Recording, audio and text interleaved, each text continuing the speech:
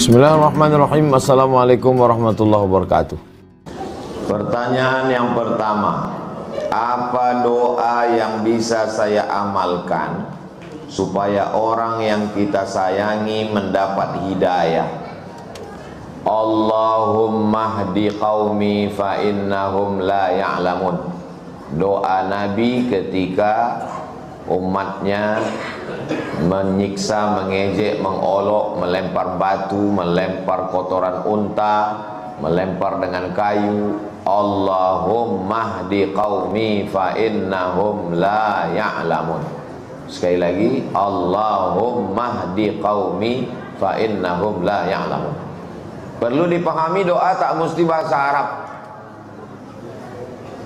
Ya Allah, bukakan pintu hidayahnya. Ya Allah, berhentikan dia minum khamar, berhentikan dia sabu-sabu, berhentikan dia narkoba. Kalau tak berhenti juga, tangkapkan dia ke BNN. Doa sholat yang mesti pakai bahasa Arab. Di luar sholat berdoa pakai bahasa Indonesia, pakai bahasa daerah.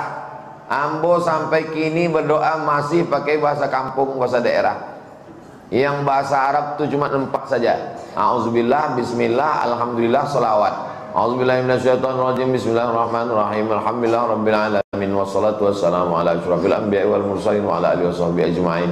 Ya Allah, ambo akan pergi tausiah ke Masjid Al-Ihsan Rumbai. Jangan sampai kami ban pocah, jangan sampai masuk ke lubang, jangan sampai masuk ke Sungai Siak, jangan sampai. Takbir Allah. Saya tidak bisa pakai bahasa Indonesia, Pak Ustaz. Pakai bahasa awak. Ya Allah, iko banyak bana nangka dimintakan anak pertama alun balaki, anak kedua alun babini. Minta kepada Allah SWT. Saya bukan orang Minang, Pak Ustaz. Saya orang Jawa. Ada apa kaitan Jawa? Ya Allah, iki wis pirang-pirang dina bojone orang teko.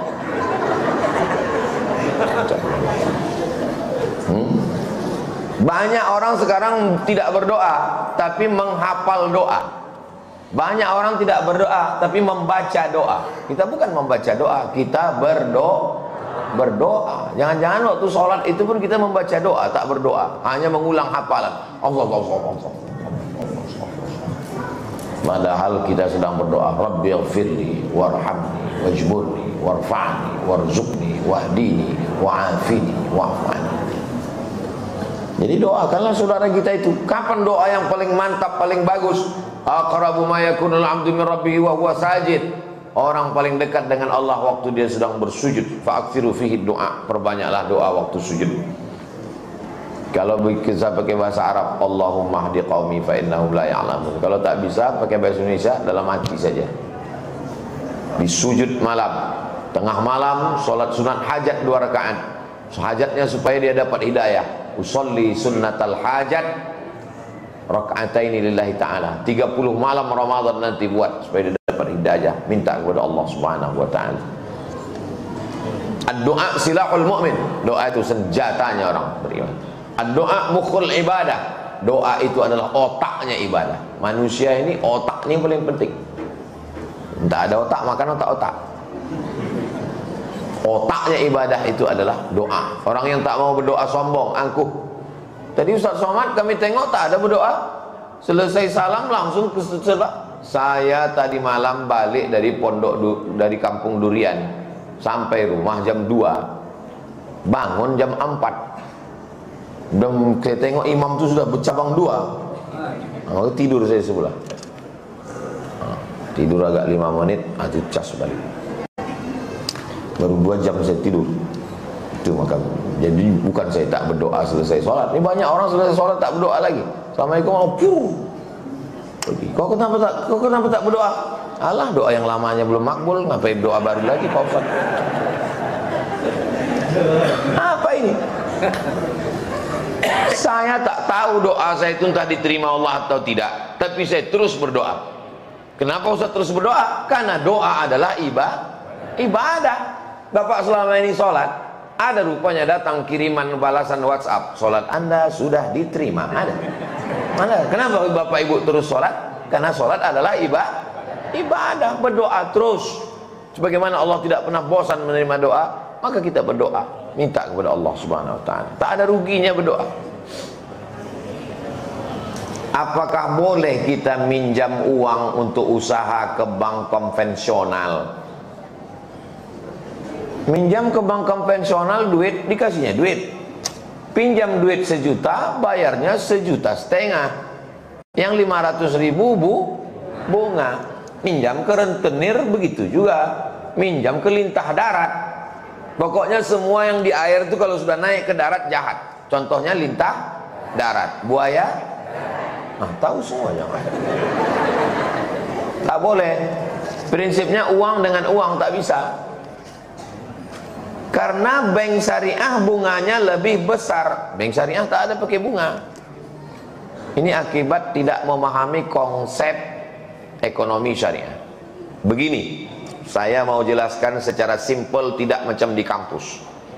Saya mau beli mobil. Harga mobil 100 juta. Tapi saya tak punya duit. Datang saya ke bank konvensional. Selamat pagi Bapak. Dah jualnya awak Ustaz, selamat pagi jo. Deknya bank konvensional. Saya mau minjam duit untuk beli mobil.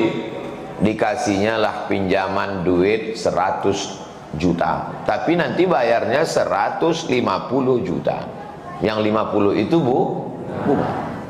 Saya datang ke bank syariah, BRKS, Bank Riau Kepri Syariah. Saya pun datang.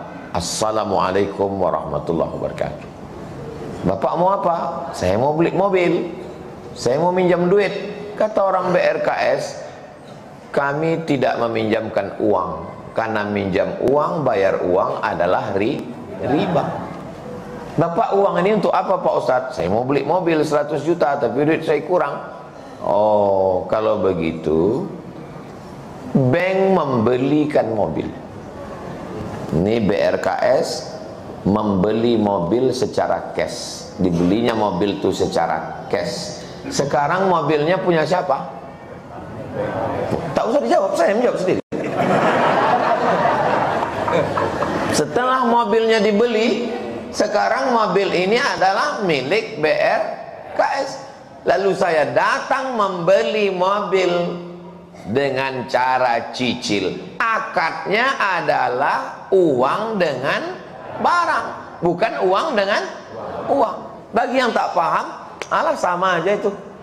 Berarti kan uang juga keluar. Betul, tapi dia tak sampai akalnya ke situ. Kurang akal minum ayakah. Kalau ini tadi uang dengan uang, kalau ini bukan masalah.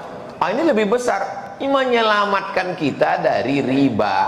Kalau uang dengan uang riba, tapi kalau uang dengan barang tidak riba. Saya mau jual sepeda motor.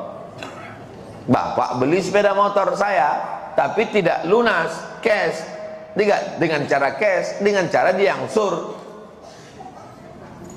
Apakah mengangsur sepeda motor ke saya itu hukumnya riba? Tidak. Lalu kenapa kredit sekarang riba? Karena ada orang ketiga di antara kita. Siapa dia? Finance. Finance inilah yang riba itu. Karena finance, jasa keuangan adalah uang dengan uang. Jelas? Jelas insya Allah. Kalau ada yang bilang belum jelas, itu belum sarapan deh. Afwan Ustaz, saya ini memiliki ego yang tinggi sehingga sering membuat orang lain bermusuhan dengan saya. Memasuki bulan Ramadan ini, ego saya ingin supaya bisa dikontrol. Bagaimana cara mengontrol ego kita, Pak Ustadz? Kita ini marah karena kesalahan orang atau karena hal lain? Tahu sih dijawab, saya jawab sendiri. Kita ini marah karena kesalahan orang atau karena hal lain? Ternyata kita marah bukan karena kesalahan orang, tapi karena hal lain. Contoh, saya berdiri depan pintu, tiba-tiba datang anak ketek, menginjak kaki ambo berang, mama toang. Tidak lama sesudah itu ambo tagak berdiri, datang tentara, dipijaknya kaki ambo. Saya bilang, Bapak, Saya marah karena kesalahannya atau karena unsur lain? Karena unsur lain.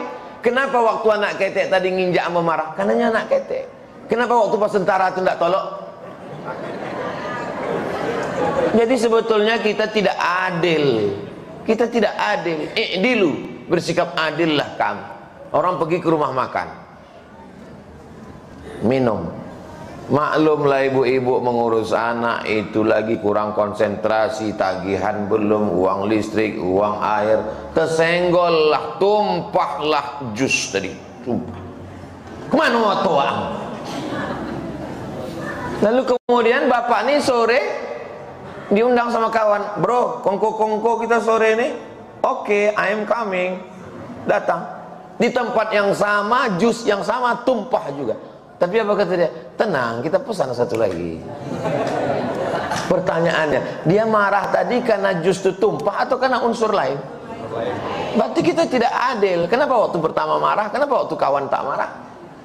Paham? Itu enaknya sama jamaah rumbai yang cerdas-cerdas. Mudah mereka paham. Jadi masalah ego ini sebenarnya adalah kepada siapa? Maka kita renung sejenak, saya ini marah kepada siapa dan kenapa? Ibu kalau punya suami marah-marah, ibu jangan marah juga. Ibu nyanyi aja, abang jangan marah-marah, nanti udah capek mati. Orang yang marah itu ketika sedang puasa dia mengontrol marahnya. Karena orang yang sedang puasa jam 1, jam 2 kurang zat gula masuk. Tak minum gula, tak makan gula, tak makan nasi gula, tak makan tepung gula. Gula tak masuk, turun gula darah, emosi naik. Orang yang gula darahnya turun, emosinya naik. Dan di bulan Ramadan dia menahan. Karena Nabi mengatakan, kalau datang orang mengajakmu berkelahi, maka engkau katakan, inni shaim, ambo puaso. Datang orang mancing, ambo puaso. Habis buka puasa beko. Jadi sebenarnya dengan puasa itu dia sedang mengendalikan emosi. Apakah Islam ini agama yang menghilangkan emosi? Jangan dijawab. Islam tidak menghilangkan emosi. Islam hanya meletakkan emosi pada tempatnya. Itulah Islam. Saya tidak suka dengan jamaah yang dulu marah-marah, tapi setelah hijrah, setelah pengajian, diam. Pak, anak gadia pak dibawa orang. Sabar. Itu bukan sabar, bongak. Anak gadis awak dibawa orang, mesti marah. Agama kita dilecehkan orang, mesti marah. Buya Hamka itu orang yang paling lembut.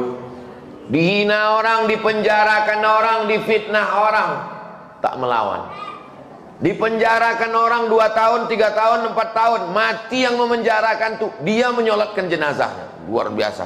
Tapi yang mau baca di buku biografi ayah yang ditulis oleh anaknya Irfan Hamka, Buya Hamka tuh pamberang, jauh punya. Sampailah kapalnya ke Teluk Bayur. Nyo kan pergi ke Makkah, dari Jawa ke Teluk Bayur, dari Teluk Bayur ke Jeddah. Sampai di Teluk Bayur mengadulah orang. Buya, iko pegawai kapal melarang sholat di kapal, tak boleh sholat di kapal. Panggil Buya Hamka, mau orangnya kok. Waang kurang aja, paang kurang aja, maang kurang aja, nini ang kurang aja. Baca buku Hamka, ditulis oleh Irfan Hamka, biografi ayahnya. Marah. Dulu, sekarang umat Islam dituduh teroris, radikal. Dulu umat Islam di zaman Buya Hamka itu dituduh panglima jihad, komando jihad. Kalau ada orang rajin ke masjid, komando jihad. Ngamuk Buya Hamka, dipantingnya pecinya. Tidak ada komando jihad. Kalau ada komando jihad kok iko orangnya komando jihad. Jadi marah itu mesti disimpan, tapi bukan sikit-sikit marah. Titel mudah marah. Mohon maaf kalau kebetulan ada situ. Letakkan marah pada tempatnya. Ustadz, bagaimana cara menghafal Quran dengan cepat dan mutqin? Satu kata motivasi untuk menghafal Quran. Serius. Ini minta satu kata saja. Serius. Satu kata. pertama dihafal ketika otak kita sedang fresh, sebelum subuh. Subuh Pekanbaru jam 5, jago jam 3. Sholat sunat, mandi, bersih, hafal. 1 halaman atau 1 lembar. 1 halaman atau 1 lembar. Sesudah dihafal, di murajaah, diulang-ulang. Diulang dalam sembahyang, diulang luar sembahyang, ulang. Besok tambah ulang. Mengulang membaca sendiri, mengulang membaca di depan kawan, mengulang membaca di depan guru, mengulang dengan cara menulis. 4 cara mengulang. Mengulang sendiri, mengulang depan kawan, mengulang depan guru, mengulang dengan cara ditulis. Di Sudan pakai batu tulis. Ada batu tulis karena mereka masyarakat yang susah, miskin. Jadi kalau pakai pena, pakai kertas habis pena. Jadi dia pakai batu tulis. Jadi setiap menghafal Quran pakai batu tulis. Karena dengan menulis itu lebih kuat lekatnya ke dalam. Penghafal Quran yang sudah diwisuda, yang sudah hafiz, kalau tidak murojaah hilang. Kunci hafalan ada pada murojaah. Rajin mengulang, minimal 1 hari 2 juz. Jadi ibu bapak yang punya anak penghafal Quran, bawakan anak bapak ibu jalan-jalan ke pesantren Nurul Azhar Yayasan Tabung Wakaf Umat. Ini terus Jembatan Leton, terus sampai Simpang Bingung. Jangan bingung lagi, belok kiri. Jangan bingung-bingung lagi, belok kiri, arah ke TPU Kopit. Nanti sebelum sampai TPU Kopit, tengok sebelah kanan ada gedung tinggi pesantren Nurul Azhar Yayasan Tabung Wakaf Umat. Masuklah ke situ, minta jumpai Ustadz Hanafi, Kiai Haji Dr. Hanafi pimpinannya, Ustadz Al-Nobdinar, Ustadz Tatang Yudiansah, panggil imbau 1 anak penghafal Quran. Di situ 25 orang setahun anak hafal Quran gratis. Kini tahun yang keempat. Panggil 1, minta tolong, nak, bacakan hafalanmu, supaya anak bapak ibu punya motivasi. Yang ulang tahun bawa ke situ. Ini anak ulang tahun bawa ke mall, bawa ke kebun binatang pula, bawa ke pondok tahfiz Quran untuk mengenalkan anak. Anak-anak SD bawa ke tahfiz Quran supaya dia punya gambaran. Oh, tahfiz Quran itu begini. Insya Allah terbuka pintu hatinya. Mudah-mudahan anak kita mau masuk pondok dan menghafal Quran, insya Allah. Pak Ustadz, adakah mandi taubat? Mana dalilnya mandi taubat? Ma min muslimin yudhnibu dzamban. Kalau ada orang yang berdosa, summa yatatahhar, kemudian dia bersuci. Ini dalil mandi taubat. Karena bersuci yang paling sempurna adalah mandi. Tak bisa mandi, wudu. Tak bisa wudu, tayamum. Tak bisa tayamum, ditayamumkan. Awak ambilkan tanah, ditayamumkan dia. Tak bisa tayamumkan, berarti sudah mimda tema tayabawati. Nah, ada jore itulah. Maka yang bersuci paling bagus adalah mandi. Niat mandi taubat. Macam mana mandi taubat itu? Basah dari ujung rambut sampai ke ujung kaki. Sesungguhnya mandi belimau itu adalah mandi taubat. Karena besok mau Ramadan, petang ini dia mandi bersih semua. Cuman cara ulama dulu, kenapa disebut belimau? Karena mandinya pakai limau. Kalau pakai sabun, bersabun, bersampo. Zaman dulu tak ada sabun, tak ada sampo, pakai limau, maka disebut belimau. Kalau orang Inggris berorange, orange juice. Sesudah mandi taubat, ma min muslimin yudhnibu dzamban summa yatatahhar, mandi, berwudu, tayamum, summa yusalli rak'ataini, sembahyang sunat 2 rakaat. Sembahyang apa namanya? Salat sunat taubat. Summa yastaghfirullah, sudah itu istighfar, minta ampun kepada Allah. Astaghfirullahalazim, astaghfirullahalazim, astaghfirullahalazim. Illa ghafarallahu lah, Allah ampunkan dosanya. Mudah-mudahan Allah mengampunkan dosa-dosa kita. Saya pernah kuliah di salah satu universitas Islam. Salah satu dosen saya mengatakan cara yang benar buka puasa itu dengan membatalkannya, yaitu makan minum dulu. Setelah makan minum baru baca doa. Allahu Akbar, Allahu Akbar. Ambil kurma, Bismillahirrahmanirrahim. Sesudah makan kurma baru berdoa, Allahumma laka sumtu wa bika amantu wa ala. Itu konten. Kalau prakteknya setelah masuk kurma itu menyusullah kurma-kurma selanjutnya. Datang itu doa itu lah. Bukan sesederhana itu. Jadi masalah, makanya bunyi doanya indal iftar, bukan qablal iftar atau ba'dal iftar. Kenapa dipilih kata inda ketika? Karena kalau disebut ba'da atau qabla berat umat Islam ini. Maknanya inda itu boleh sebelum, boleh sesudah. Ada orang ditumpuknya doa itu di awal. A'udzubillahi minasyaitonirrajim. Bismillahirrahmanirrahim. Allahumma barik lana fima razaqtana wa qina azabannar. Dhahabadh dhama'u wa batallatil uruq wa thabatal ajru. Allahumma lakas sumtu. Karena sesudah itu tak sanggup, dia lagi doa pupa. Yang berdoa sesudah makan betul, yang berdoa sebelum makan betul, karena bunyinya indal iftar. Tak ada yang salah. Yang tak berdoa pun tak salah. Kenapa? Karena doa makan paling pendek, bismillah. Allahumma barik lana fima razaqtana, hadis dhaif. Allahumma laka sumtu, dhaif. Dhahabadh dhama'u, dhaif. Yang sahih, bismillah. Dah lapar kali sudah. Assalamualaikum warahmatullahi wabarakatuh. Saya pernah meniatkan diri puasa nazar. Apabila suatu hal terjadi maupun tak terjadi, maka saya puasa nazar sebanyak sekian hari. Nazar mewajibkan yang sunat. Puasa itu sebetulnya hukumnya sunat, kecuali puasa Ramadan, kecuali puasa kafarat sumpah. Tapi karena dinazarkan, maka berubah naik derajatnya dari sunat menjadi wajib. Bersedekah tadi, sedekah pagi sunat. Tapi karena bernazar, kalau lulus anakku ini nanti aku bersedekah tiap pagi 100.000 selama 10 hari, berubah dia dari sunat menjadi wajib. Itu nazar.